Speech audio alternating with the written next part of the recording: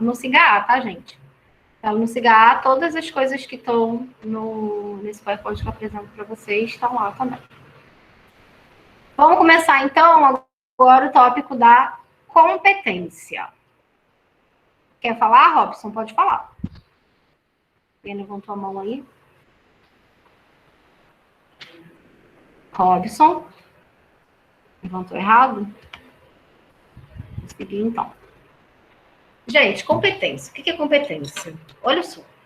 A gente vem conversando até esse ponto da aula, das atividades de aula, que o juiz, que existe a jurisdição. Né? O que é a jurisdição?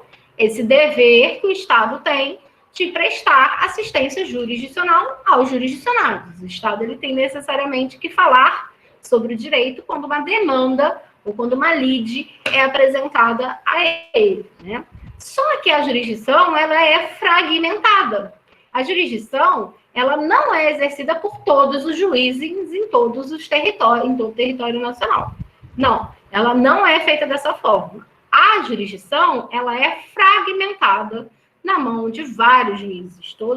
Existem vários juízes empossados no Brasil, só que apenas alguns juízes têm uma parcela muito pequena de jurisdição. E essa pequena parcela da jurisdição a gente chama de competência.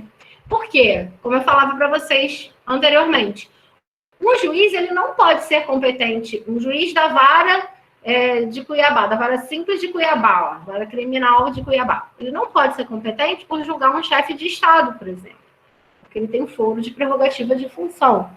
Também não pode ser competente de julgar um caso de homicídio, porque a competência para julgamento de homicídio é do tribunal do júri, não é do juiz da vara civil. Ou seja, existem divisões aí da jurisdição, e cada juiz vai ter uma pequena parcela dessa jurisdição, tá? E aí a gente começa aqui, bem embrionariamente, a discussão sobre competência. Porque a competência, gente, ela pode ser nacional ou ela pode ser nacional concorrente. O que é isso? Olha só, é muito importante que a gente saiba que o Estado brasileiro ele só tem competência no âmbito do território dele, território brasileiro.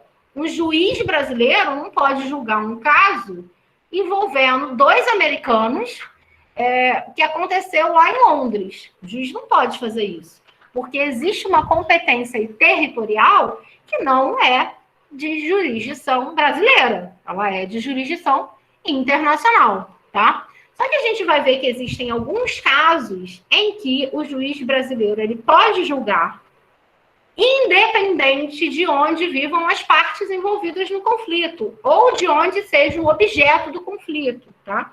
E aí a gente vai ver essas hipóteses aí a partir de agora no artigo 21, 22 e 23 do Código de Processo Civil.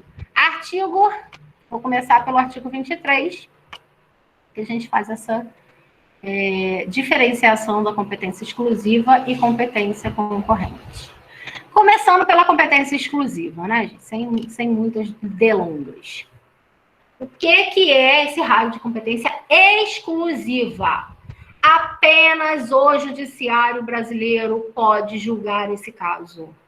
Qualquer decisão prolatada por um juízo da Argentina, do Uruguai, da Inglaterra, qualquer outra jurisdição que julgue sobre esse caso, essa decisão ela vai ser inválida. Ela não vai ter validade nenhuma no território nacional, porque o nosso direito decidiu que compete exclusivamente à autoridade brasileira, e aí a gente vai ver as hipóteses.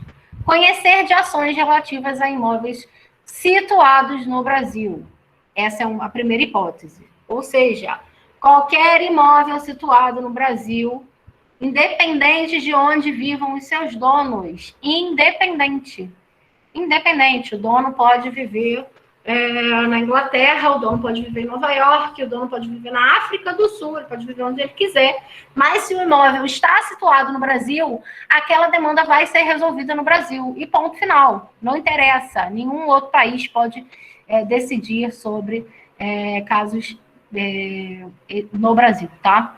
Segundo inciso, em matéria de sucessão hereditária, proceder à confirmação do testamento particular ao inventário a partilha de bens no Brasil, ainda que o autor da herança seja de nacionalidade brasileira ou tenha domicílio fora do território nacional. Por quê, gente? Inventário, partilha e herança sempre vai ter a ver com algum bem que está situado no Brasil. Se o bem está situado no Brasil, o inventário necessariamente vai acontecer vai acontecer no território nacional. Terceira hipótese, em divórcio, separação, dissolução de união estável, proceder à partilha de bens situados no Brasil, ainda que o titular seja de nacionalidade estrangeira. Na verdade, vamos lá, esse artigo ele simplesmente fica repetindo para a gente, né, esses incisos do artigo 23. Sempre que o imóvel for situado no Brasil, independente de qualquer situação, independente de qualquer circunstância, não há que se falar em decisão estrangeira. Se tem um imóvel que é de um casal que vive no exterior, que casou no exterior, mas que o imóvel está aqui no Brasil e eles forem se divorciar, o Brasil tem competência sobre a partilha desse imóvel na eventual possibilidade de separação, tá? É isso que o artigo 23 está falando para a gente. Então, se você vê lá uma questão que fale a competência da jurisdição brasileira é exclusiva sempre que houver um imóvel localizado no Brasil, sempre que houver um bem localizado no Brasil, sim, a resposta é verdadeiro. Por quê, gente? Por que o Código tomou essa decisão? Porque é uma preocupação com o princípio da efetividade da decisão. O que é isso? Se aquela decisão for tomada contra ou a favor das pessoas que moram no exterior, não interessa, porque eu vou ter o bem no país para que ele seja executado. É muito mais fácil que o bem seja executado estando no território brasileiro do que no território estrangeiro. É muito simples, né? Se o bem está em outro território, não me interessa, não quero saber, né? Salvo em outras hipóteses que a gente vai ver. Mas, via de regra, se o bem está no Brasil, a competência é exclusiva do país para julgar. Não interessa que tenha outra decisão de outro país, porque é muito importante que o bem que está no território brasileiro, ele está em solo brasileiro, né, ou em mar brasileiro, que tem extensão territorial e marítima, ou, enfim, que isso vai ser julgado pelo Brasil, essa competência é exclusiva, tá? Competência concorrente. O que é a competência concorrente, gente? Tanto o Brasil vai ter competência de julgar esse caso, quanto a autoridade estrangeira, tá? E a gente vai ver as hipóteses. Compete à autoridade brasileira processar e julgar as ações em que o réu, qualquer que seja a sua nacionalidade, estiver domiciliado no Brasil. Se o réu está domiciliado no Brasil e praticou um ato no exterior, o Brasil tem autoridade para julgar, porque o réu ele é domiciliado no Brasil. Não importa. Isso também tem a ver com o princípio da efetividade. Tá? Mesmo que o réu esteja viajando, passeando, se ele é domiciliado no Brasil, não interessa. A autoridade brasileira vai julgar aquele caso. Significa que a outra autoridade não pode julgar aquele mesmo caso? Vamos imaginar um caso que aconteceu lá fora, aconteceu no exterior, sei lá, estava viajando o cara, a pessoa vem aqui para processar ele no Brasil. A competência ela é concorrente, mas não significa dizer que o governo de outro país não pode julgar aquele caso, porque a jurisdição de outro país não pode julgar aquele caso, tá? No Brasil, tiver de ser cumprida a obrigação. Se a obrigação tem que ser cumprida no Brasil, obviamente, o judiciário brasileiro tem jurisdição para julgar o caso. O fundamento seja fato ocorrido ou ato praticado no Brasil. Mesmo exemplo, imagina que o estrangeiro está aqui no Brasil, um gringo, aí ele bate o carro dele com o carro de um brasileiro, ele vai embora do país. Ele pode processar no país dele? Pode, mas ele pode processar também aqui no Brasil, tá? Isso é uma competência nacional concorrente. Artigo 22. Compete ainda à autoridade brasileira processar e julgar ações de alimentos quando o credor tiver domicílio ou residência no Brasil. Mais uma vez, ainda aqui, a outra parte, que o devedor more fora. Né? Vamos imaginar, a pessoa casou com um estrangeiro, o estrangeiro foi embora do país, deixou ela abandonada lá e vai ter um filho. Você pode demandar essa pessoa no Brasil, você não precisa procurá-la em solo estrangeiro. o réu mantiver vínculos no Brasil, tal como posse, propriedade, recebimento de renda ou obtenção de benefícios econômicos decorrentes de relação de consumo, quando o consumidor tiver domicílio ou residência no Brasil, em que as partes expressam ou tacitamente submetiram à jurisdição nacional. Vamos lá, por partes. Primeiro, então, desse artigo 22, ação de alimentos, quando o credor tiver domicílio no Brasil ou mantiver vínculos com o Brasil. Tem posse, tem propriedade, deixou uma fazenda, enfim. Deixou bens aí, mas foi embora do país, tá? Decorrente da relação de consumo, independente se o consumidor tiver domicílio no Brasil ou no exterior. Se a relação de consumo se deu em território nacional, tanto faz também, tá? Esses artigos, gente, mais uma vez, são letras de lei. Não tem muito o que discutir, não tem muito o que explicar. É pegar, ler e entender. A única coisa que vocês precisam realmente entender como explicação é que a competência nacional é exclusiva apenas nos casos de bem localizado no Brasil e a concorrente nesses casos aí que a gente está falando. Se a gente for perceber, para ficar um pouco mais óbvio, talvez, bens localizados no Brasil é uma coisa mais do objeto da ação. Né? O objeto da ação são os bens. E quando a gente fala da competência nacional concorrente, tem mais a ver, salvo no caso da obrigação, mas tem mais a ver com a figura das pessoas envolvidas, das partes envolvidas. E aí, normalmente, a competência ela vai ser concorrente. Uma forma aí, uma táticazinha para a gente gravar. Mas isso é letra de lei, tem que ler e decorar mesmo, tá? Isso é uma dúvida que muitas vezes aparece, né? Qual competência prevalece? Nesse caso aí da competência concorrente, da competência que não é exclusiva nacional. E é muito importante, que eu acabei de falar da litispendência para vocês, mas litispendência internacional não existe. O que significa isso? Pode haver uma ação sobre o mesmo fato, vamos pensar nesse cara aí do turista que bateu o carro aqui e estava voltando para o Peru, voltando para a casa dele. E aí ele deu a entrada lá e deu a entrada aqui no Brasil. Deu a entrada nos dois lugares. Não existe litispendência internacional. Não existe. O que significa isso? Os dois processos podem correr. Lembram que eu falei para vocês? Litispendência? O que acontece quando tem litispendência no território nacional? O processo que foi citado primeiro vai prevalecer, vai continuar, e o outro processo vai ser extinto. Agora, internacionalmente, não há que se falar em litispendência, o que significa que ambos processos vão ocorrer. E aí, qual é a decisão que vai ser aplicada? Pode ser que as duas decisões sejam diferentes, inclusive, tá? Só que qual que vai ser aplicada? A sentença que transitar em julgado primeiro, tá? Só que como que se transita a sentença em julgado no território nacional, tem sentença internacional? Porque as regras são diferentes, veja bem. Não é porque a gente tem aqui uma regra de que acabou o recurso, transitou em julgado, não recorreu, transitou em julgado, que vai ser igual no Peru, na França, na Espanha. Não, cada país tem a sua forma de transitar em julgado. Então, nosso ordenamento jurídico, ele foi lá e ele fez uma cagada, inclusive, a gente vai ver que ele teve uma tecnia legislativa aí, porque ele colocou duas formas de transitar em julgado. Ele fala lá no artigo 15 da LINTB que transita em julgado quando há homologação pelo STF, só que a Constituição Federal fala que só transita em julgado sentença estrangeira quando há homologação dessa sentença pelo STJ.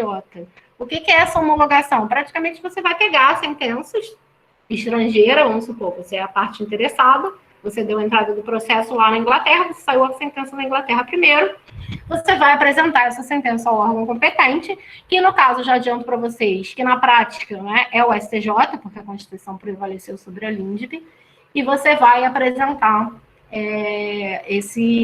essa sentença traduzida, juramentada, tem uma série de regras lá na Constituição, e o STJ ele vai homologar a sentença internacional, tá? Aí há que se falar em trânsito em julgado dessa sentença internacional.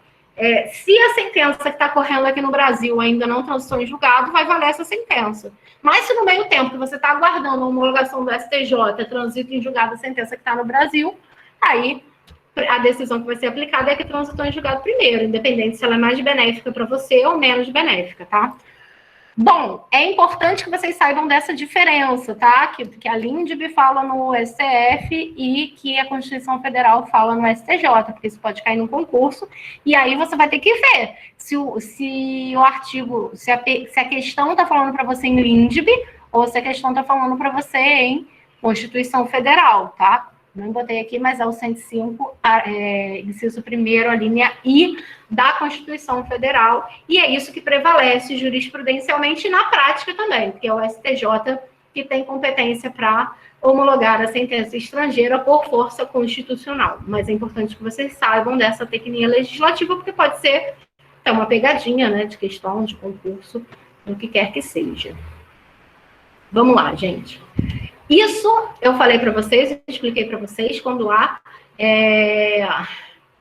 competência, quando há conflito de competência, ou quando há possibilidade de se processar o caso internacionalmente, quando tem dois países com duas jurisdições diferentes concorrendo, né, ali para decidir quem é que vai decidir sobre o caso. Só que há competência também interna, há parcelas de competência interna. E como é que você vai descobrir quem que é o juiz competente para julgar o teu caso? E aí começa a brincadeira, né? É aí que fica interessante, porque existem 4 critérios para definir a competência interna, para definir qual dos muitos órgãos do judiciário que existem no Brasil vão ser responsáveis por julgar o teu caso. E, normalmente, isso é exclusivo, tá, gente? Você primeiro analisa se há competência funcional, se não há competência funcional, você vai para a competência de matéria. A gente eu vou seguir na sequência, vocês vão entender isso melhor.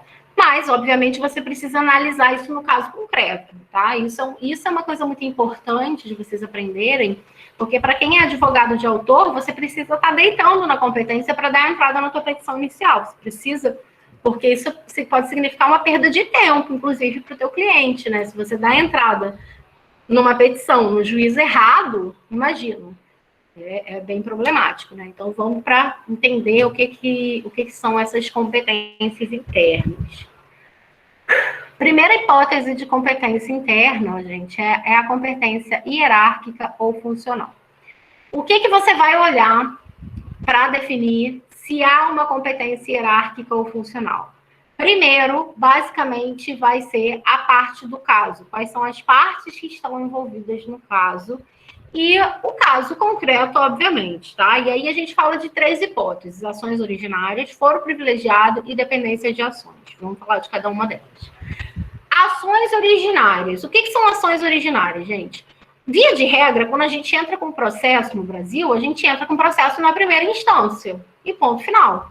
Você entra com processo lá na primeira vara civil da tua cidade, ou na vara única da tua cidade.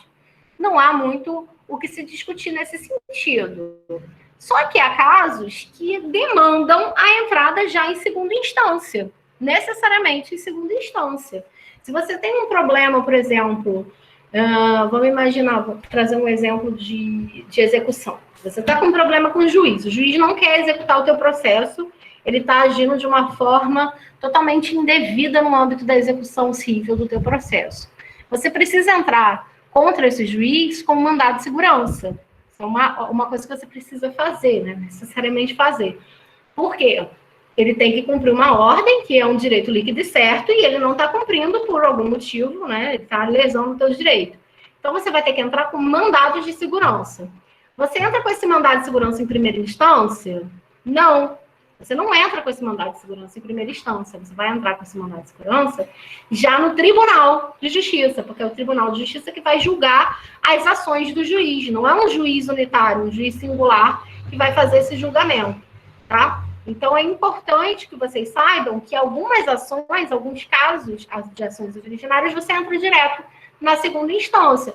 Os habeas corpus, por exemplo. Os habeas corpus são um exemplo clássico, né, de direito civil, mas vale para a gente entender essa competência originária. Você não entra com habeas corpus em primeira instância, você entra com habeas corpus no tribunal já. Você já entra com habeas corpus na turma recursal, né, na segunda instância propriamente dita.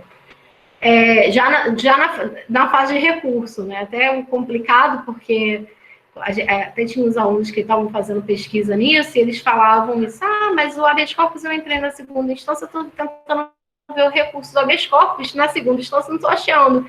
É claro, porque a segunda instância do habeas corpus é o STJ. Se você entra com o habeas corpus já na segunda fase de recurso, no STJ que você vai recorrer da decisão da sentença do habeas corpus. Não é igual no primeiro caso. Tem uma instância a menos, né? Porque você entra lá no comecinho. Então, esse é um caso, por exemplo, de ação originária. Outros casos de ação originárias. Tem ações originárias, por exemplo, que já originam no STF, quando são ações de natureza constitucional, envolvendo ministros, envolvendo casos de responsabilidade, de responsabilidade penal, de ministros de Estado. E aí isso tem um pouco a ver também, não só com a competência, que é uma competência originária do próprio STF julgar nesse caso, mas há o foro privilegiado também por prerrogativa de função, que algumas pessoas, por serem uma parte do caso, elas não podem ser julgadas por qualquer órgão, né? E aí, para longe da polêmica, não querendo entrar nessa polêmica, mas ainda existe, a gente precisa saber que isso existe, e isso tem a ver com a competência. Se você quer processar o governador do teu estado, você não pode dar entrada no processo numa vara simples, você precisa necessariamente dar entrada já na segunda instância, tá? Terceira hipótese é a dependência de ações. O que é a dependência de ações, gente? Se eu tenho uma parte que ela não tem, por exemplo, foro de prerrogativa de função, foro privilegiado, mas há uma demanda que vincula essa pessoa que tem um foro privilegiado a uma outra pessoa, essa ação ela vai ser dependente, ela vai correr junto com essa ação de foro privilegiado. Então, pelo fato dessa ação ser dependente, ela também vai originar na segunda instância, tá? Vamos imaginar o caso, por exemplo, aqui no Rio de Janeiro, isso aconteceu, todos os governadores do Rio de Janeiro estão presos, né? Na história do estado não tem nenhum governador que não esteja preso, e houve um antigo governador, o governador Sérgio Cabral, que ele e a mulher dele foram processados. Ele tem foro de prerrogativa de função, ele tinha na época ainda, porque ele ainda era governador até, quando ele começou a ser processado. Mas a mulher dele não tem foro de prerrogativa de função. Não tem, ela poderia ser julgada por um juiz comum. Só que como os fatos ali aventados, eles eram vinculados, eles tinham relação, ela só tinha o privilégio porque ela era esposa dele, e aí, enfim, o escritório de advocacia dela gerenciava as obras da Delta, da Odebrecht, uma loucura, uma festa. Aí, essa ação dela foi distribuída junto com a ação do Sérgio Cabral. Ela não tinha um foro privilegiado, mas por dependência de ação, ela, a competência do foro privilegiado do marido dela puxou o processo dela também para essa competência hierárquica e funcional, tá, gente?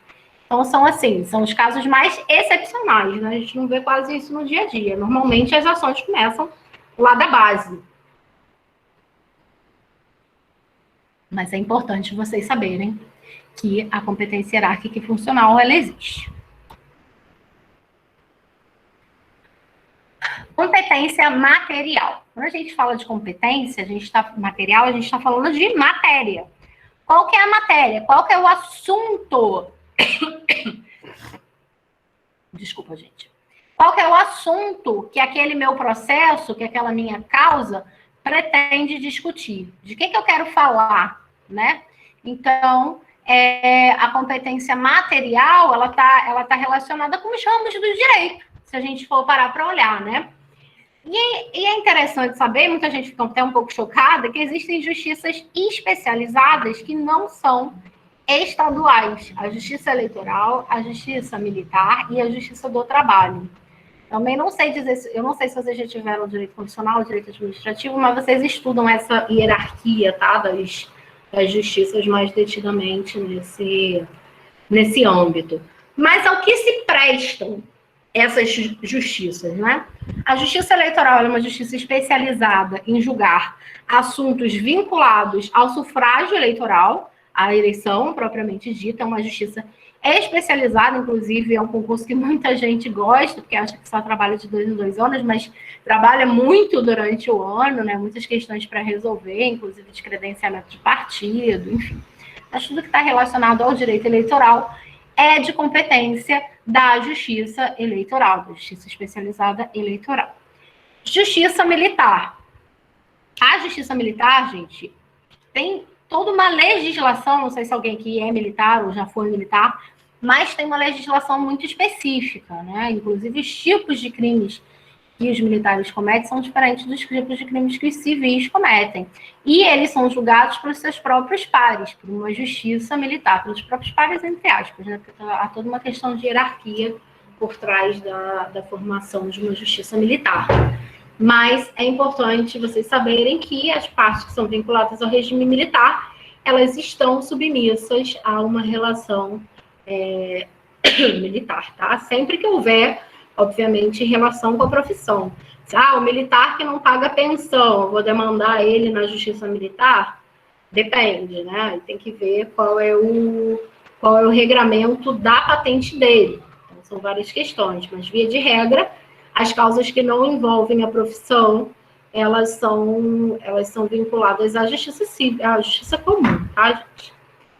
E justiça trabalhista, muita gente também não sabe, mas a justiça trabalhista ela é uma justiça federal, tá? Ela começa já federal de conta, e ela resolve questões de relações trabalhistas mesmo, né? De contratos de trabalho. E aí é interessante, porque embora os crimes eleitorais sejam julgados pela Justiça Eleitoral, os crimes da relação de trabalho não são julgados pela Justiça do Trabalho, uma curiosidade aí para vocês. Eles vão para a Justiça Comum.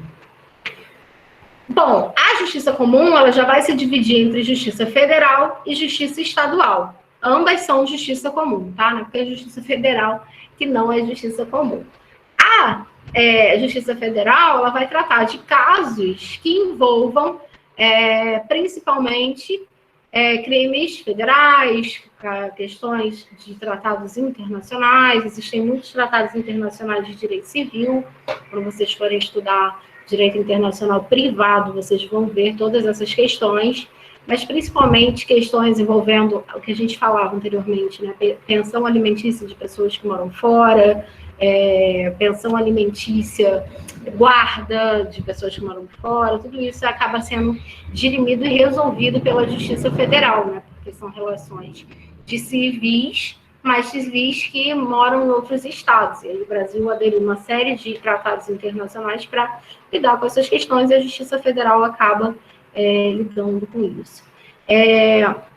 Disputa sobre direitos indígenas, gente, direito ambiental, normalmente envolvendo casos indígenas, costumam ser de competência federal, principalmente quando as terras são demarcadas já pela União, tá?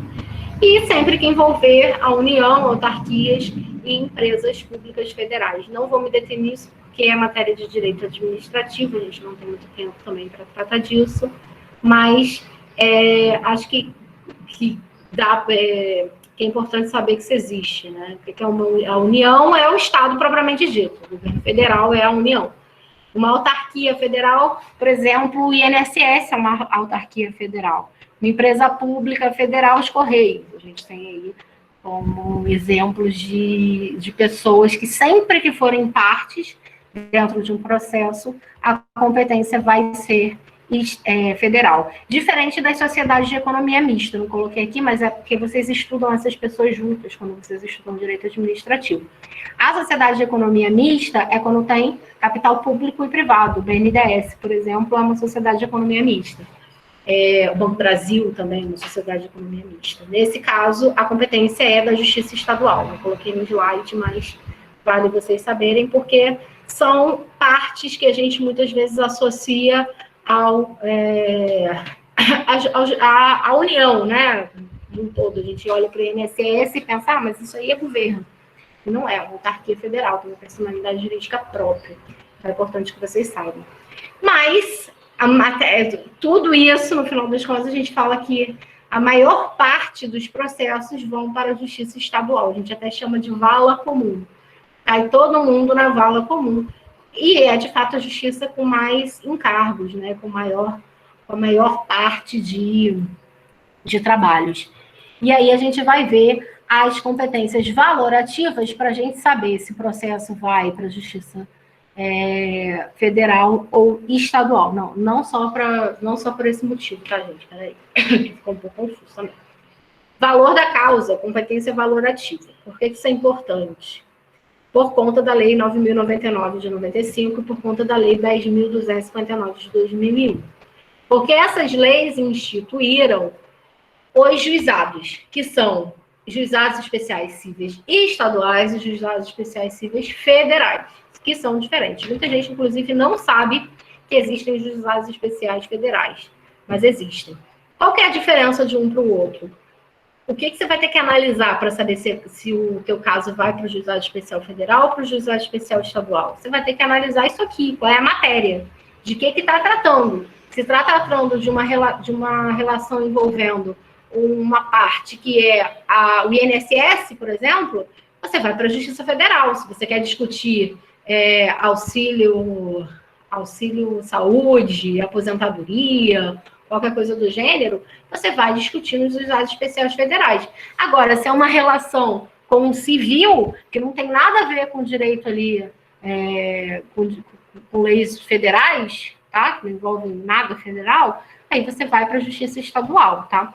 Lembrando que os juizados especiais, eles podem ser de natureza criminal ou de natureza civil, tá? A gente ouve falar muito do JEC, mas também existe o GCRIM, também existe o GEF federal, o GEF de potencial, eita. O Juizado Especial de Menor Potencial Ofensivo, isso também existe, né? Então, são coisas que vocês precisam saber, não interessa muito também para a nossa disciplina, mas é sempre importante vocês saberem que existe, né? Qual é a diferença aqui agora no âmbito civil, falando do âmbito civil propriamente dito? Primeiro, juizado especial federal. Se a tua causa é até 60 salários mínimos, ela pode ser discutida num juizado especial federal, tá? Causas até 60 salários mínimos. Porque as causas previdenciárias são julgadas na justiça comum. Causas previdenciárias, eu fiz o corte aqui para responder o Carlos, tá, gente? Porque as causas previdenciárias são julgadas na justiça comum. Causas previdenciárias não são causas de direito trabalhista.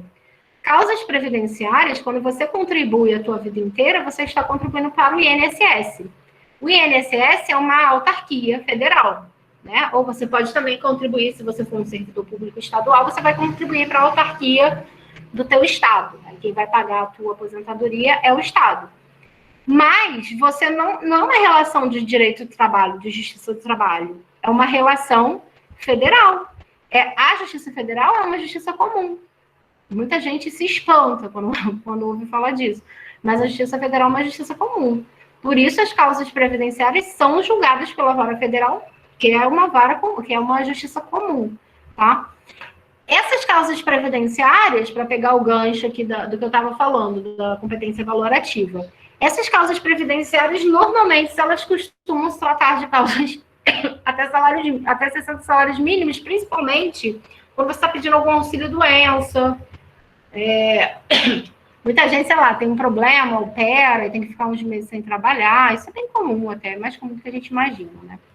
Aí você pode entrar no juizado especial federal para pedir isso. Você não precisa passar por um procedimento mais complexo, né?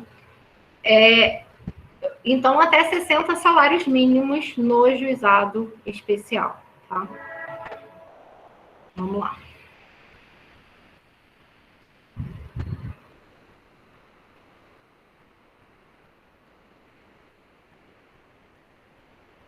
Parou de novo isso aqui.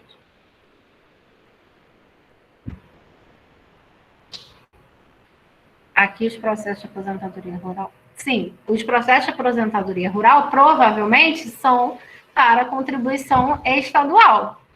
E aí, por exemplo, se eu sou servidora do estado do Rio de Janeiro, aqui no Rio de Janeiro a gente tem uma universidade que é estadual. A contribuição vai para o fundo do estado do Rio de Janeiro, ela não vai para o fundo federal. Ela não vai para o fundo federal. E eu acredito que seja o caso aí, do que vocês estão falando. Aqui os processos de aposentadoria rural, por exemplo, são negados administrativamente, são ingressados na justiça estadual. Provavelmente o caso da aposentadoria rural aí tem um convênio local com o Estado. E aí as contribuições vão para o Estado, não vão para a Justiça Federal, para o INSS, que é o principal órgão de aposentadoria. Quem trabalha aí, tem empregos comuns, por assim dizer, né, provavelmente contribui para o INSS. Empregos normais mesmo. Eu contribuo para o INSS, sou servidora federal. Tá? É um fundo lá do INSS para receber quando se aposentar. Mas cada órgão, cada entidade, cada lugar que você trabalha, vai ter uma causa. Tudo vai depender de onde você trabalhou. Tá? Policial militar, por exemplo, contribui para o Estado, não contribui para o governo federal. Tudo vai depender. Mas aí mais uma vez, o que você vai ter que avaliar para saber qual é a competência? Primeiro a matéria, se envolve a Justiça Federal ou se envolve a Justiça Estadual. E depois, aí você chegou à conclusão, não, envolve a Justiça Federal. Isso aqui é uma contribuição, meu cliente contribuiu pro INSS. É o INSS que tem que aposentar ele. Aí você vai ver, se somando lá o valor da causa dele, se você vai poder entrar no Juizado Especial Federal, ou se não, se você vai ter que entrar no juizado, na vara federal comum, na vara civil federal comum. Beleza? Entenderam? Ou ficou confuso? Eu explico de novo. Confirma para mim se eu posso seguir, gente. Consegui, hein? Beleza. Agora, a grande inovação, que é o que mais aparece, o que a gente mais ouve falar.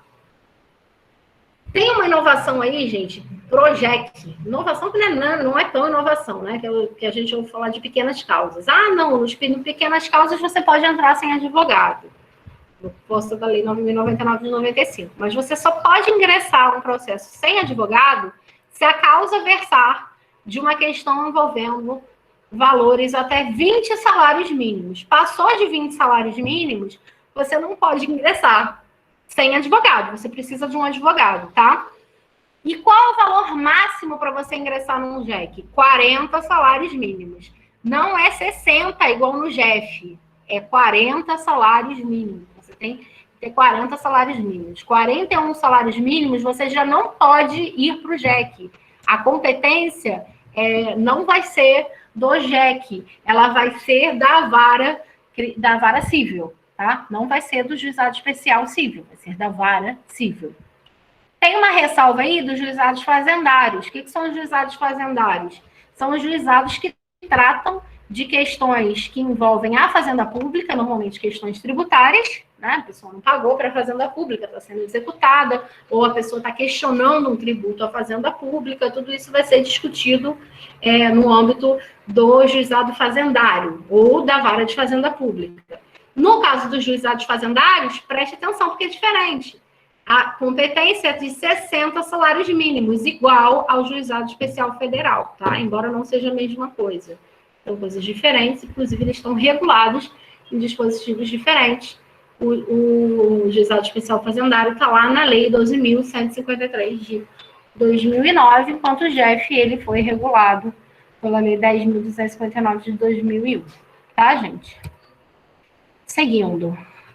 Agora, mais uma vez, letra de lei, tá, gente? Peço um pouquinho de paciência de vocês para a gente poder terminar o conteúdo, que essa parte final vai ser basicamente letra de lei.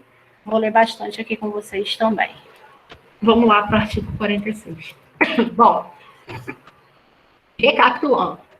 Você olhou para o processo, você vai dar entrada no processo, você analisou, viu que o teu cliente não tem nenhuma competência funcional, ele não tem nenhum cargo de prerrogativa de função. Depois você foi lá e avaliou a competência material, você chegou à conclusão de que era um caso de vara civil, que não era um caso de GCRIM, porque não atingiu o valor, que era um caso de vara civil. Aí você precisa saber aonde que você vai dar a entrada. Porque existem várias varas cíveis no Brasil. Cada estado tem, aqui no Rio de Janeiro tem mais de 36 varas. Eram 36, estamos construindo mais duas. Então, são 36 varas cíveis. Acredito que em Cuiabá também tenha bastante vara cível, né? Fica um pouco mais fácil quando você está numa cidade menor, que tem vara única, que não tem muito o que fazer, né? Você vai dar a entrada na cidade da vara única ou não, que a gente vai ver que existem hipóteses aí, por exemplo, que prevalece o domicílio do réu. Então, vamos lá, gente. A regra, isso é muito importante, a regra da competência territorial é o domicílio do réu, tá? Aonde que eu vou distribuir? Se eu cheguei à conclusão de que eu vou ter que distribuir numa vara cível, eu vou distribuir na vara cível de Colíder ou na vara cível de Cuiabá? Para onde que eu vou olhar? Para o domicílio do réu, via de regra, tá? Sempre pense assim, via de regra para o domicílio do réu. E aí, o artigo 46 está dizendo isso para a gente. A ação fundada em direito pessoal ou direito real sobre bens móveis será proposta em regra no foro do domicílio do réu. O que esse artigo está falando para a gente? A ação fundada em direito pessoal. O que é direito pessoal? Tudo que envolve personalidade da pessoa, né? Lembram das questões lá de direito civil? Capacidade, direito à informação, direito à personalidade, aqueles direitos envolvendo direito à imagem. Não sei se vocês estudaram isso tudo, mas acredito que sim, né? Que vocês estão vistos em direito civil. E direito real sobre bens móveis. O que é direito real sobre bens móveis? Direitos reais, basicamente, são os direitos que versam sobre propriedade e posse de bens. Né? A gente está falando de bens móveis, são bens que não são imóveis, obviamente, né? Porque bens imóveis a gente vai ver a regra, mas são bens móveis. Normalmente as questões versam sobre isso, né? Bens móveis, bens fluidos, coisas que você não pode também mensurar, que aí são esses bens pessoais. Por exemplo, o caso do voo lá que eu falava para vocês. É o quê? É uma relação de direito pessoal, envolvendo direito pessoal, meu direito, o meu direito à personalidade, né? O meu direito constitucional de ir e vir no horário marcado, no horário planejado, tá? Então, via de regra, sempre as ações vão ser distribuídas no domicílio do réu. Por que isso, gente? Por que o código optou por isso? O réu, ele está sendo processado. Então, é interessante que ele tenha direito de se defender. Ele tem direito de apresentar a sua defesa. E se o processo é distribuído no domicílio dele, é mais interessante, claro, que isso seja distribuído no domicílio dele, porque ele vai ter a possibilidade de escolher, tá? Isso é a regra. Só que aí a regra está no artigo 46, no caput, e os parágrafos eles vão trazer as exceções para a gente. Então, preste atenção. Se o réu tiver mais de um domicílio, o que vai acontecer? O réu tem vários domicílios. Ele tem um domicílio em São Paulo, ele tem um domicílio no Rio de Janeiro, ele tem um domicílio aqui em Cuiabá, ele tem casas em vários lugares. E aí, o que acontece? O autor escolhe. O autor escolhe onde ele quer distribuir a ação, tá? Contanto que seja, óbvio, no domicílio do réu. Sendo incerto ou desconhecido, ele poderá ser demandado onde for encontrado ou no foro de domicílio do autor. Isso é muito comum em cidade pequena, gente. Em cidade grande isso é um pouco mais raro, né? Ser demandado onde é encontrado. Por quê? Lembra que eu falei para vocês que às vezes a gente não sabe aonde o réu mora, a gente não tem tantos dados sobre o réu, a gente sabe quem o réu é, que a gente teve uma relação ali que não foi uma relação permanente, foi uma coisa eventual, e eu estou tentando demandar o réu, só que eu não sei onde ele mora. E aí o oficial de justiça ele vai até o réu a partir das discriminações, ou até o próprio autor ele pode levar o oficial de justiça até o réu, pode acompanhar o oficial de justiça e falar, olha, aquele ali, cite-o, por favor. Isso pode acontecer, isso pode ser feito. E aí ele vai ser citado onde ele foi encontrado, independente de onde seja o lugar. E nesse caso, a ação pode ser distribuída em qualquer lugar. Ele pode ser distribuído em qualquer lugar, basicamente, onde ele for encontrado, né? Ou no foro de domicílio do autor. Isso aí no sentido de facilitar, né? Se você não sabe onde está o réu, onde o réu mora, de onde ele vem, para onde ele vai, aí você deixa a cargo do autor que ele decida, né, sobre o domicílio dele, que as coisas atos corram no domicílio do autor, porque ele vai ter mais chances de acompanhar o processo. Parágrafo 3º. Quando o réu não tiver domicílio ou residência no Brasil, a ação será proposta no foro do domicílio do autor. E se este também residir fora do Brasil, a ação será proposta em qualquer foro. Bom, se o réu não tiver domicílio no Brasil, proponho no domicílio do autor. Se eu estou demandando o meu ex-marido, que está morando na Inglaterra, eu vou propor ação aqui no Brasil, no Rio de Janeiro, na comarca de Niterói, que é onde eu resido. Tá? Agora, se eu também, vamos supor, eu estou morando na Espanha, estou viajando, mas resolvi morar lá, me mudei para lá, mas ainda assim eu quero processar o pai do meu filho, aqui no Brasil. esse direito, lembra? Uma ação de direito pessoal, aconteceu aqui, eu tenho esse direito de processá-lo aqui. Aí, em qualquer lugar, em qualquer foro, mesmo no Rio de Janeiro, em São Paulo, em Minas Gerais, aonde eu quiser, aonde eu preferir, tá? Havendo 2 ou mais réus com domicílios diferentes, são demandados no foro de qualquer um deles a escolha do autor. Se eu estou processando uma pessoa que tem, uma tem domicílio em Colíder, a outra tem domicílio em Juína, eu escolho, decido aonde eu vou processá-lo, tá? Onde eu vou escolher. Porque a gente tem aí uma possibilidade de litisconsórcio, né? Se são 2 réus, é um litisconsórcio necessário, ou facultativo, a depender do caso, também dá uma olhada lá nas últimas aulas. E aí eu posso escolher aonde eu vou processar, não sou obrigado a processar em lugar nenhum, tá? Assim, parágrafo 5º. A execução fiscal será proposta no foro de domicílio do réu, no de sua residência ou no do lugar de onde for encontrado. Gente, a execução fiscal não é a execução. A execução fiscal é a execução movida pela Fazenda Pública, tá? Quando você é processado pelo Estado. Como o Estado ele tem aquela presunção de que age em bem de toda a coletividade, que é a supremacia do interesse público em função do interesse privado, as regras para a situação, né, as regras para a execução fiscal, já que você está perseguindo os bens de um particular em nome de toda a coletividade, elas são mais amplas, né? Portanto, mais benéficas para a fazenda pública e não para o particular. Aqui é uma coisa que rompe com a regra, já que eu falei para vocês, bem no começo dessa exposição, que a regra é sempre do domicílio do autor para que ele tenha mais chances de se defender, de preservar o seu patrimônio, de preservar o seu direito à defesa, beleza? Próximo. Eu travo aqui.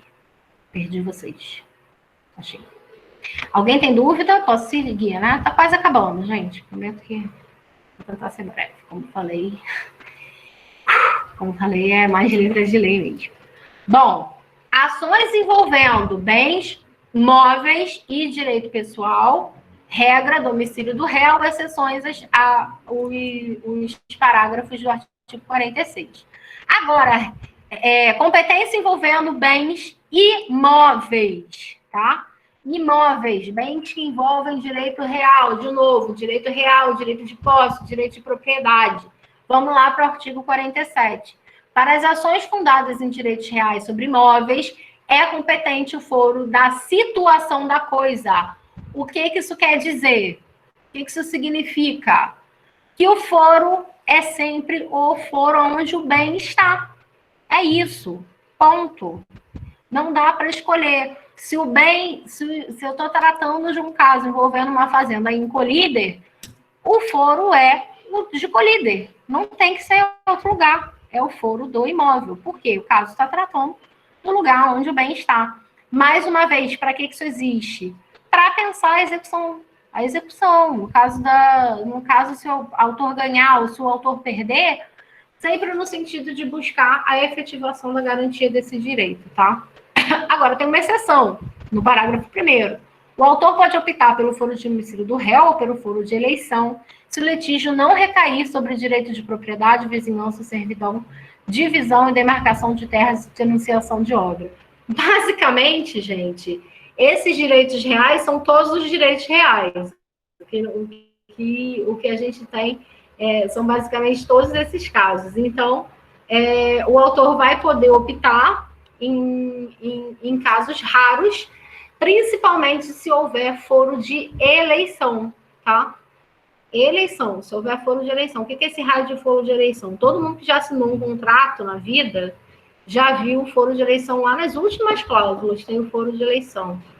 O que é o foro de eleição? Ambas as partes decidiram lá de comum acordo no momento de firmar o contrato que se houvesse uma demanda, ainda que incluindo aquele bem, que aquela demanda seria dirimida em determinado território. Vamos supor, em Juína, o bem é lá em Colíder, mas a gente decidiu que vai ser julgado em Colíder, em Juína, porque lá em Colíder as pessoas conhecem o juiz, todo mundo se conhece, a gente quer evitar o perecimento, tá?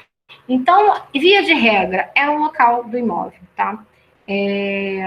o autor ele não vai poder escolher, quando se tratar de direito de propriedade, vizinhança, servidão, demarcação de terras ou iniciação de obras novas, que praticamente são todas as possibilidades envolvendo direitos reais do bem. Ele praticamente só vai poder escolher quando... Eu não consigo nem imaginar um exemplo de que não se trate. É até difícil. Talvez direito de posse, que a propriedade é diferente da posse. A posse não está incluída, né? Se for boa. Se for tratar de posse, por exemplo, aí o autor ele pode escolher, ele pode decidir de propor essa ação no domicílio do réu, tá? Ele não escolhe aonde, ele escolhe no domicílio do réu, de acordo com a exceção que está lá no parágrafo 1º, tá? Tá quase acabando, gente. Artigo 50, vamos lá comigo. A ação em que o incapaz for réu será proposta no foro de domicílio de seu representante ou assistente. Réu incapaz. O que é o réu incapaz, gente? Capacidade, lembram? Réu menor de idade, réu menor de 16 anos, é incapaz. Réu com reduzida capacidade mental, né? Todas as hipóteses que estão lá no artigo 3º do Código Civil que tratam da capacidade jurídica, tá?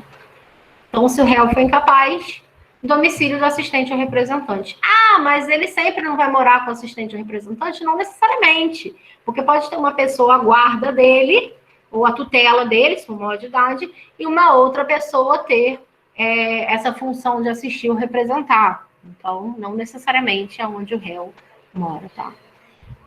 Artigo 51. É competente o foro de domicílio do réu para as causas em que seja autora a união.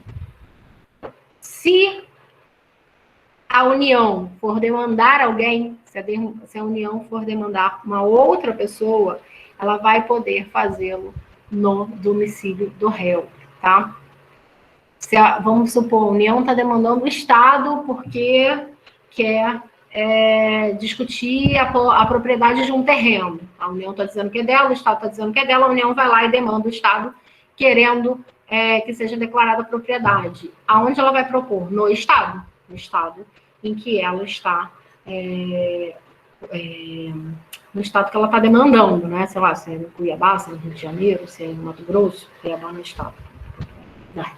Mas é no Estado, no Mato Grosso, tá?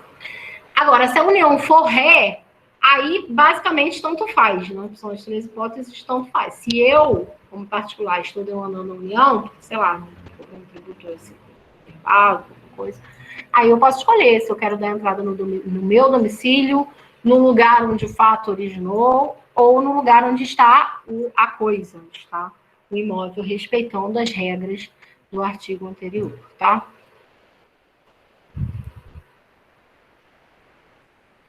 Regras especiais. Mais um pouquinho de lei, gente. Artigo 53. É competente o foro para ação de divórcio, separação, anulação de casamento e reconhecimento ou dissolução de união estável. Letra A. De domicílio do guardião do filho incapaz. Sempre que houver uma ação de união estável, de divórcio, de separação, de dissolução de casamento. Regra, domicílio do guardião do filho incapaz. Se tem um filho menor de idade, é esse que vai ter prioridade na propositura do processo, tá? Sendo ele autor ou réu da ação. Ah, mas não tem filho menor. Vejam que as regras de competência, elas são progressivas, tá? Se não houver filho incapaz, vai ser no último domicílio do casal. Se o casal morou aí em Colíder, mas cada um foi para o seu lado, tá morando em Cuiabá, outro em Brás Norte, enfim, Barra do Bugres, vai ser o último domicílio do casal, tá? Domicílio do réu se nenhuma das partes residir no antigo domicílio do casal. Como eu falei, se uma das partes foi embora, o outro continuou, último domicílio do casal, que é onde ele mora. Se nenhuma das partes residir, regra geral, domicílio do casal. Tá? Isso sempre que houver caso de divórcio, separação, união estável, todos esses casos sempre vai ser a mesma regra, beleza? Próxima hipótese. Foro para propositura de ação de alimentos. Domicílio do alimentando, sempre, tá? Quem é o alimentando? Se for alimentos gravídicos, é o menor que está na barriga. Se já tiver nascido, é o filho, né? A criança menor de idade. Sempre no domicílio dele. Pessoa jurídica ré. Então, outras hipóteses, e aí não tem letra de lei. Vou explicar para vocês. Se a pessoa jurídica for ré, local da sede da pessoa jurídica. Já dei esse exemplo hoje, inclusive antes, né? Que muita gente acha, tem uma filial da empresa aqui. Vou dar entrada no domicílio da filial. Não, senhor. Você vai dar entrada na sede de onde a filial é. Se a filial é lá em São Paulo, você tem que dar entrada no processo na sede da filial, tá? Obrigação contraída por pessoa jurídica, local da agência filial. Diferente aí, essa também é uma exceção, né? Se você contraiu uma obrigação jurídica na própria agência, você foi lá, tem a Vivo, vou dar o exemplo, vou botar mais concreto. Existe a Vivo, uma empresa de telefonia. A sede da Vivo é em São Paulo. A sede da Vivo é em São Paulo. Se você contratou com a Vivo lá no shopping, na Vivo do shopping de Cuiabá, você pode dar entrada no local da filial, sem problemas, porque você contraiu aquela obrigação lá. Não tem que se falar, tem que se discutir, tá? Em relação de... Estou falando tudo isso, mas isso para competência cível propriamente dita, tá, gente? Porque em relação de consumo, a regra é diferente. Pelo CDC, a regra é o domicílio do autor, a regra se inverte, tá? Mas aí a gente está falando de Código Civil propriamente dito, então a regra é essa aí. Se você contraiu no local, aí tudo bem, é filial, tá? Cumprimento de obrigações, local onde a obrigação deve ser cumprida. Estatuto do Idoso fala que, por prerrogativa também, o domicílio do idoso é o foro competente, né? Se o idoso está demandando ou se o idoso está sendo demandado, sempre vai ser o foro competente. Quem é o idoso? Maior de 65 anos para a nossa legislação. Ações cartorais, sempre na sede do cartório, tá? Se eu estou tendo um problema, o cartório não quer emitir um documento, o cartório não quer validar alguma coisa, eu vou dar entrada numa ação aonde o cartório é, e ponto final, tá? Acidentes de veículo, sempre que tiver um acidente de trânsito, um problema de trânsito, ou é no domicílio do autor, ou é no local do fato. Essa regra excepcional também está aí, porque ela está preocupada com a validade, principalmente crimes de trânsito, você não sabe onde o réu mora, você muitas vezes não tem nem como encontrar o réu, né? Então, uma preferência aí pelo domicílio do autor, até para que ele possa demandar e descobrir quem é esse réu, esse potencial réu, mais delimitadamente. Bom, isso é bem importante para fechar, tá? Só voltando aí, porque eu falei dos juizados especiais, mas não expliquei. Os juizados especiais, gente, eles têm uma regra diferenciada. A regra do juizado especial, diferente das várias comuns dessa competência de direito civil, é sempre pelo domicílio do autor. Tá? O Código de Defesa do Consumidor ele é protecionista com o consumidor. E, normalmente, o consumidor, na relação de consumo, quando você entra no processo nos juizados especiais cíveis, é esse consumidor, né? Então, há uma preferência e a regra se inverte para que ele seja o local de distribuição desse processo, seja exatamente da residência desse autor, tá? Competência absoluta e relativa. Vamos lá, gente. Qual é a diferença da competência absoluta e relativa para a gente fechar? Vamos dar um gás aí para a gente fechar a disciplina. A competência absoluta, ela é inderrogável pelas vontades das partes. O que significa dizer isso?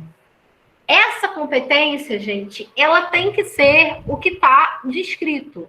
Se você tem foro de prerrogativa de função, se você está demandando um réu que tem foro prerrogativa de função, ainda que ele fale, não, tá de boa, pode me dar um andar na vara na primeira instância, não tem problema, tá ótimo, vai ser bom para mim, vou ter mais uma instância para recorrer. Não pode, porque essa competência é absoluta.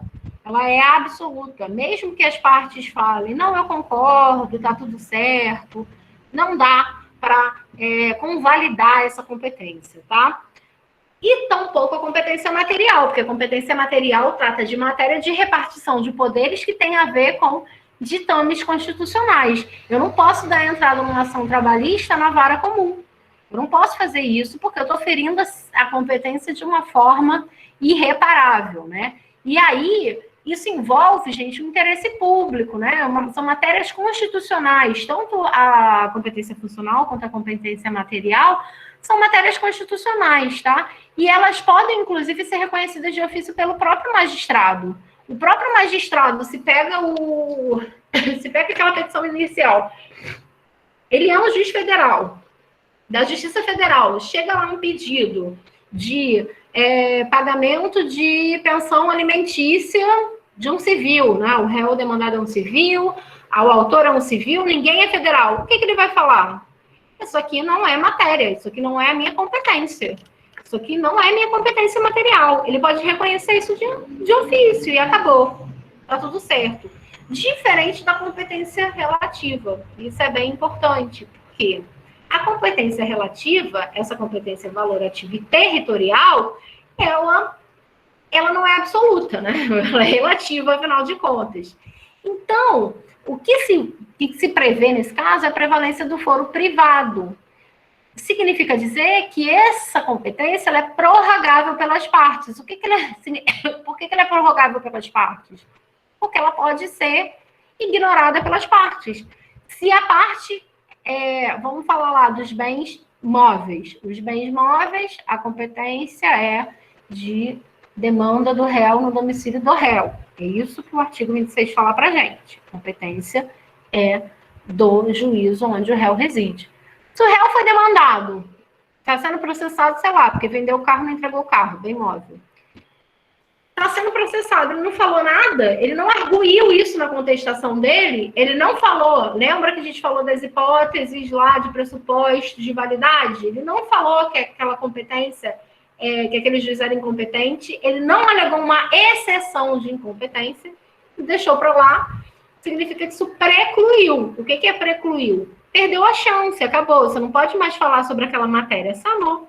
A partir do momento que o juiz cita aquela parte, ninguém se manifesta e ele prossegue com o julgamento do caso, acabou, não tem mais que se discutir aquela questão, tá?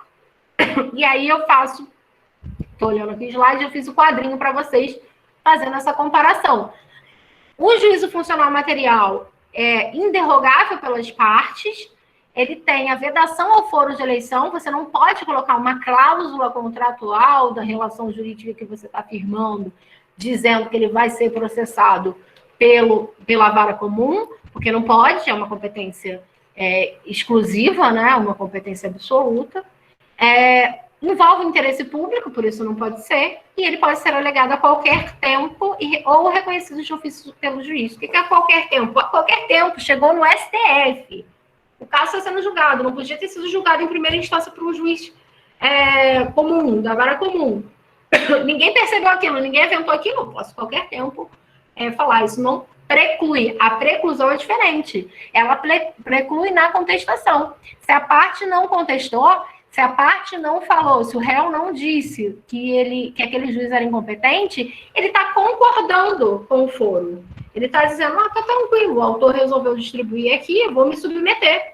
Ele distribuiu longe da minha casa, mas tudo bem, eu vou para lá, eu vou para as audiências, não tem problema nenhum, tá? Isso significa dizer que essa competência ela é prorrogável pelas partes e ela pode ser alvo de um foro de eleição, inclusive, como a gente faz muito comumente nos contratos que a gente firma, tá? E ela não pode ser reconhecida de juízo de ofício pelo juiz, embora aconteça muito na prática, tá? Seria uma besteira dizer para vocês que você distribuindo uma causa no juizado especial no valor de 80 salários mínimos que o juiz não vai reconhecer de ofício. Ele vai reconhecer de ofício com certeza porque ele não quer mais um processo, um acervo dele, né? Mas pela legislação, ela pode sim ser prorrogada. Se o réu nada disser, essa competência ela pode ser sanada, né? Esse problema de incompetência ele acaba sendo sanado e o processo corre normalmente. Se passou esse período da contestação, não falei nada, o juiz não fez nada, não falou nada, eu não vou poder alegar isso em outro momento do processo. Preciso alegar isso necessariamente na contestação, em sede de exceção de incompetência. Beleza, gente? Dúvidas? Agora é o momento. Já estou. Estou vendo que eu corri mais do que eu devia com o conteúdo, que eu estou vendo que está cedo ainda. Era para terminar lá a 11 aqui, 10 aí, mas tá bom, deu certo. Dúvidas, problemas, falem agora. Depois vocês vão mandar 1,5 milhão de mensagens no WhatsApp. Tem um colega com a mão levantada aqui para mim, parecendo como uma levantada. Não sei se ele quer falar alguma coisa. Se quiser falar, pode abrir o microfone. Se você não quiser falar, eu vou reforçar o aviso que eu dei no início da aula sobre a avaliação de amanhã. Eu acho que é importante.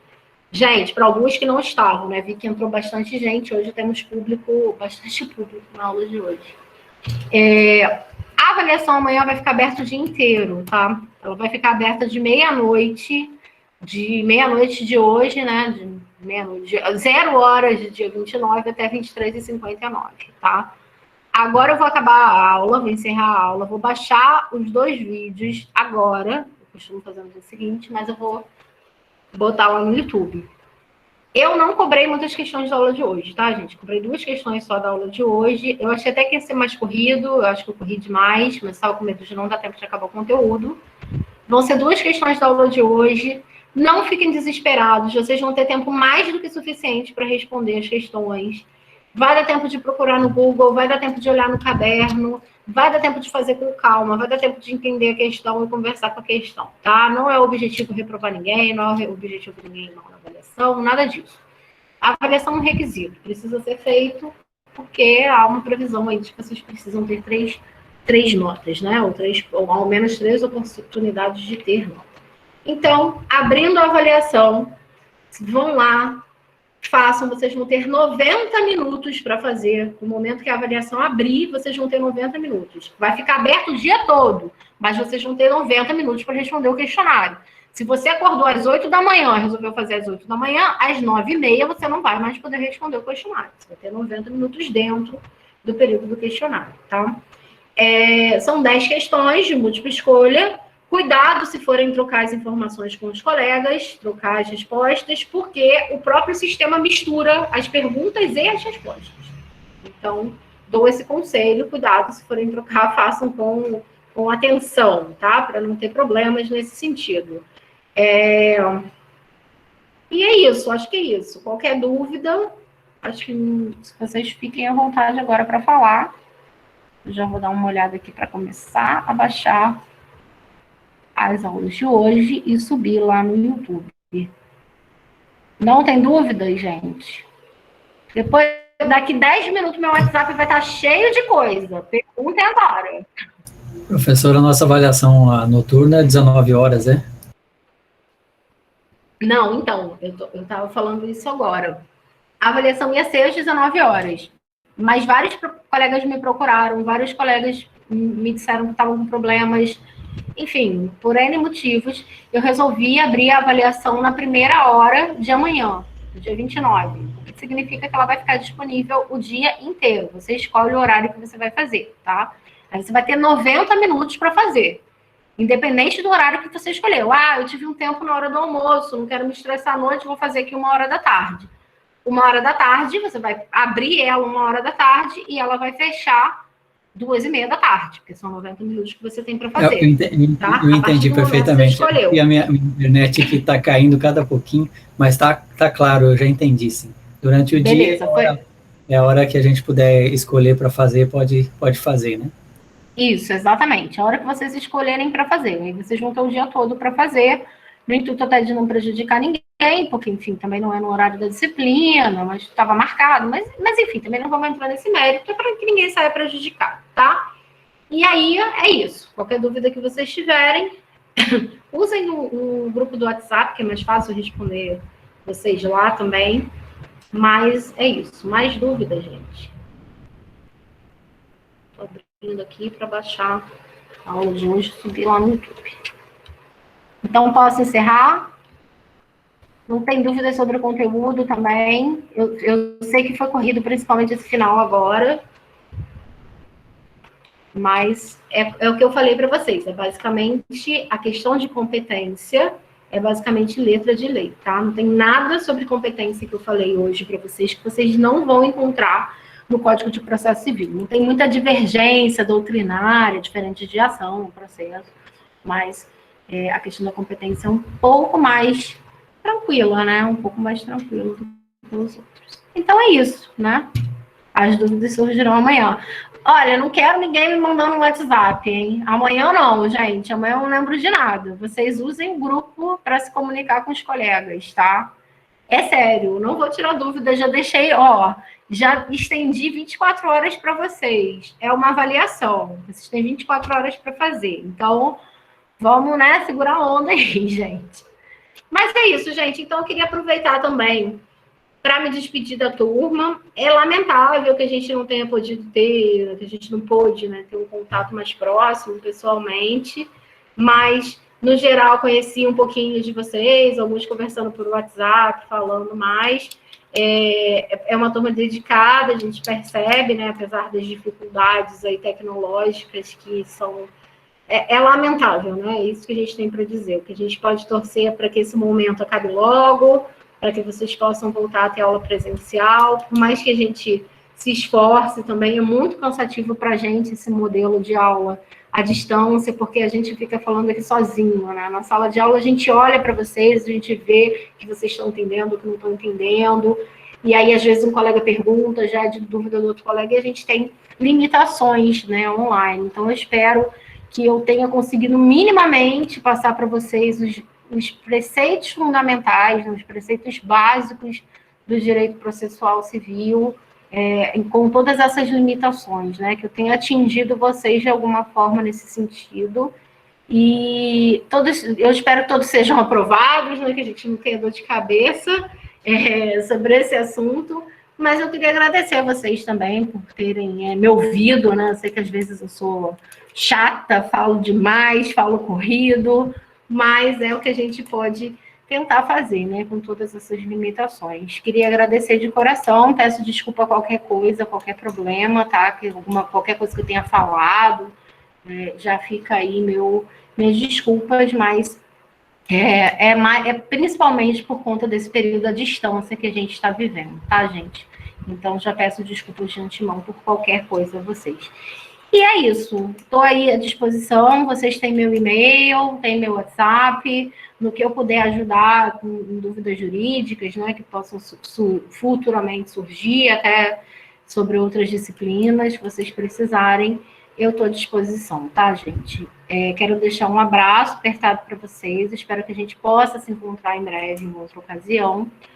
E é isso, porque hoje termino as minhas aulas, né, formalmente. Então, a gente vai se falando e qualquer coisa que vocês precisarem, podem contar comigo, tá, gente? Um beijo, uma ótima noite para vocês. Amanhã uma ótima avaliação. Façam tranquilos, respirem, né? Não tenham aquele desespero, preocupação. Não está nada de outro mundo. Vocês vão conseguir fazer consultando o caderno, vocês vão conseguir fazer procurando no Google também, né? Vocês têm essa ferramenta disponível. Então, não pirem, uma ótima avaliação amanhã e vai dar tudo certo, tá? Não entrem em pânico. Eu costumo dizer que aluno, quando ouve avaliação e prova, vira outra pessoa, né? Vira outro ser humano. Mas não se preocupem, é só mais uma avaliação das muitas que vocês vão fazer na vida de vocês. Não mede nada, não necessariamente mede o conhecimento de vocês, não mede quem vocês são, tá? Principalmente porque a gente está com todas essas, mais uma vez, todas essas limitações tecnológicas aí por conta da pandemia, e a gente torce para que melhore, tá, gente? Já falei demais, né? Fiz um discurso, mas eu queria agradecer muito a vocês, tá? E desejar tudo de bom. Só coisas boas aí na caminhada profissional de vocês, tá, gente? Gente, ainda tô gravando, vou parar. É isso, então, gente. Nós vamos